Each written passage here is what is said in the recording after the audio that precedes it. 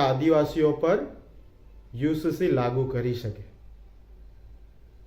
અરે જે અંગ્રેજોએ આખા ભારત દેશને ગુલામ બનાવ્યા અને એ અંગ્રેજોએ જ્યારે 1935માં ગવર્મેન્ટ ઓફ ઇન્ડિયા રૂલ્સ જ્યારે બનાવ્યા એની અંદર પણ આદિવાસીઓની તાકાત, આદિવાસીઓની સંસ્કૃતિ અને આદિવાસીઓની ખુમારીની જોઈને એ તમામ કાયદાઓમાંથી અંગ્રેજોએ આદિવાસીઓને બાકાત રાખવા પડ્યા હતા।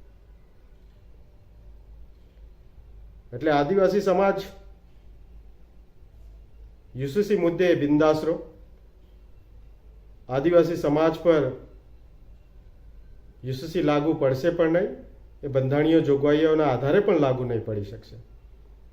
અને બંધારણીય જોગવાઈઓ હટાવીને જો આદિવાસીઓ પર યુસીસી જો થોપવામાં આવે તો એ પરિણામનો સામનો કરવા માટે એટલી સક્ષમ આ દેશની સરકારો છે પણ નહીં। પણ યુસીસીથી નુકસાન કોને છે?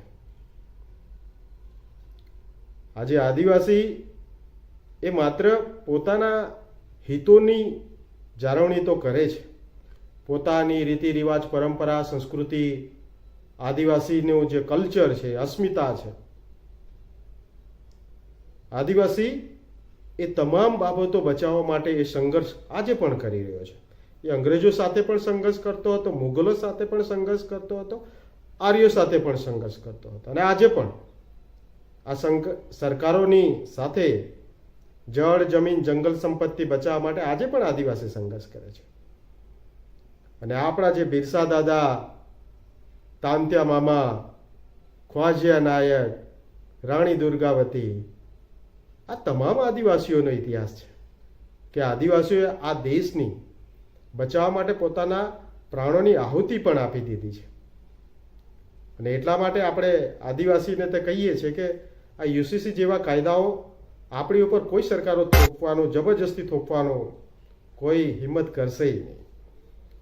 પરંતુ જે આ યુસીસીથી જે સમાજોને સૌથી વધારે નુકસાન થાય છે એ દેશના ઓબીસી વર્ગને થાય છે।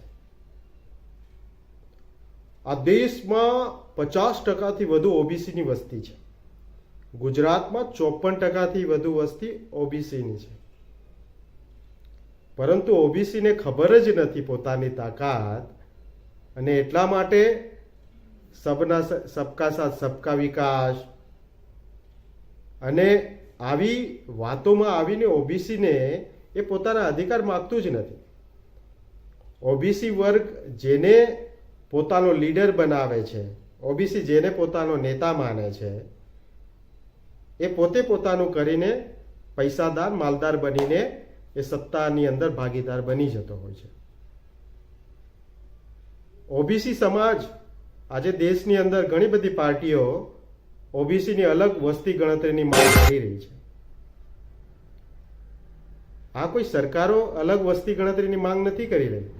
આ ઓબીસીની અલગ વસ્તી ગણતરીની માંગ થાય, ઓબીસીને પણ એનું પોતાનું અલગથી બજેટ મળે, આની શરૂઆત એ ગુજરાતના આપણા લડવૈયા ઓબીસી સમાજનો મહાન ઉદ્ધારક એ આપણા જયંતિભાઈ મનાણીએ, અને આ જયંતિભાઈ મનાણી સાહેબે જે આખા દેશના લોકોને, ઓબીસી સમાજને જગાડવાનું કામ કર્યું, આખા દેશના જે ઓબીસી સમાજ છે એને કહ્યું કે આ દેશની અંદર ઓબીસી માટે કોઈ અનામત નથી। અરે જે ઓબીસી સમાજ આજે 50%થી વધુ છે એ ઓબીસીને આજે મંડળ કમિશનના લીધે કદાચ 27% અનામત તો મળે છે, પણ એ 27% પણ અનામત આ દેશની સરકારો ઓબીસીને આપવા માંગતી નથી। દેશની તમામ તમે યુનિવર્સિટી, આઈઆઈએમ, આઈઆઈટીસ તમે જોઈ લો, ઓબીસીની બહુ ખરાબ હાલત છે ભાઈ। આ દેશની